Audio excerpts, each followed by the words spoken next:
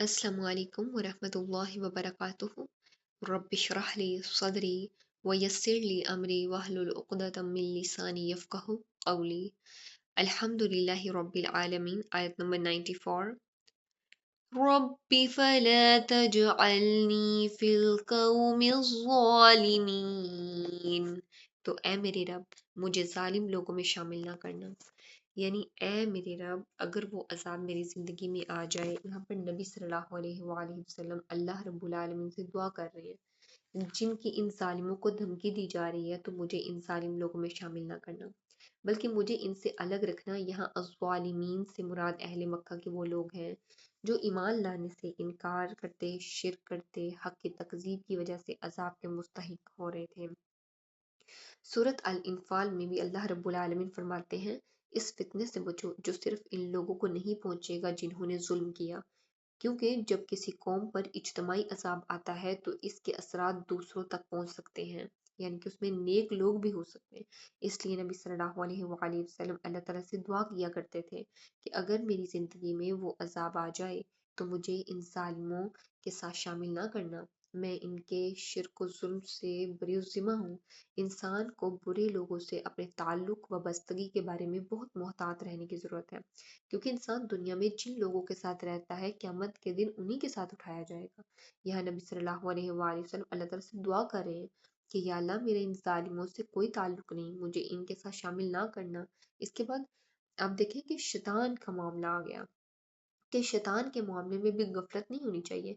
इंसान किसी इंसान को छोड़ सकता है, जगह, काम, चीज़ को छोड़ सकता है, लेकिन शैतान को एक मर्तबा शिकस्त देकर वो ये समझ ना बैठे कि मैं शायद उसके वसवसों से, हथकंडों से, उनकी चालों से बस मैंने उसको शिकस्त दे दी और मैं बच गया। ऐसा नहीं होता। वो बार बार अपने वो शख्स को जो अल्लाह रब्बुल आलमीन के साथ जिसका कनेक्शन या स्ट्रॉन्ग होता है, उसको बार बार उसके अंदर वसवसा भी डालता है, उसे गुमराह करने की भी कोशिश करता है। क्योंकि उसका कनेक्शन अल्लाह रब्बुल आलमीन के साथ स्ट्रॉन्ग है, वो अल्लाह ताला के तरीकों पर चलने वाला शख्स है, मुसलसल अल्लाह ताला की पनाह मांगता है, अपने ताल्लुक को अल्लाह ताला से स्ट्रॉन्ग करता है। इसकी वजह से अल्लाह रब्बुल आलमीन उसकी हिफाजत फरमाते रहते हैं। लेकिन अगर वो इंसान अल्लाह ताला से डिस्कनेक्ट हो जाए तो देखिए वो आसानी से शैतान के वसवसों में, हथकंडों में और चालों में आ जाता है, आ सकता है। तो इसलिए अल्लाह रब्बुल आलमीन से हमेशा अल्लाह ताला की हिफाजत की दुआ करनी चाहिए कि अल्लाह ताला अपनी पनाह में हमें रखे। आयत नंबर 95। वइन्ना अला अन नुरियक मा नइदुहुम लक़ादिरून। और बेशुबा हम इस पर यकीनन कादिर हैं कि आपको वो चीज़ दिखा दें जिसका हम इनसे वादा कर रहे हैं। अल्लाह ताला फरमाते हैं कि हम इस बात पर पूरी कुदरत रखते हैं कि आप सल्लल्लाहु अलैहि वसल्लम को वो अजाब दिखा दें जिसका इन जालिमों से वादा किया जा रहा है।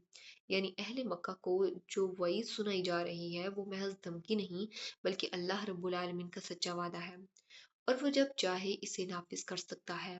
अहले मक्का के लिए सख्त वार्निंग है कि अल्लाह रब्बुल आलमीन की दी हुई मोहलत को कमजोरी ना समझे। अल्लाह रब्बुल आलमीन की मोहलत अजाब से नजात की दलील नहीं।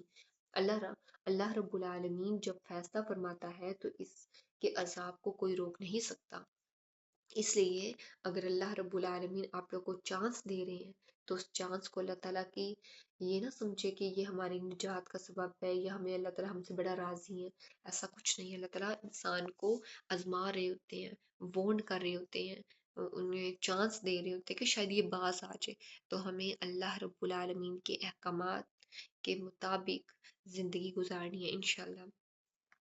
आयत नंबर 96। इदफ़अ बिल्लती हिय अहसनु सय्यिअह नहनु आलमु बिमा यसिफून। आप बुराई को इस तरीके से दूर करें जो सबसे अच्छा हो। जो भी वो बयान करते हैं हम इससे ज्यादा जानने वाले हैं।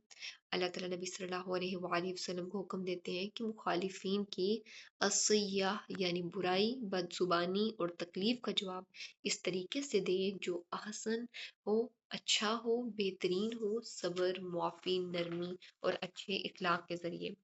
अहले मक्का नबी सल्लल्लाहु अलैहि वसल्लम के बारे में जो बातें बनाते اور الزامات لگاتے تھے۔ اللہ رب العالمین فرماتے ہیں کہ نحن عالم بما یصفون، ہم ان کی تمام باتوں کو خوب جانتے ہیں۔ برائی کا جواب برائی سے دینا آسان ہے، لیکن برائی کو اچھائی سے روکنا اصل کمال ہے، کیونکہ انسان کا مقصد بدلہ لینا نہیں بلکہ برائی کا اثر ختم کرنا ہے اور حق پر قائم رہنا ہے۔ یہی صبر اور جو حسن اخلاق ہوتا ہے انسان کو اللہ تعالیٰ کے قریب کرتا ہے، اللہ تعالیٰ کا محبوب بناتا ہے۔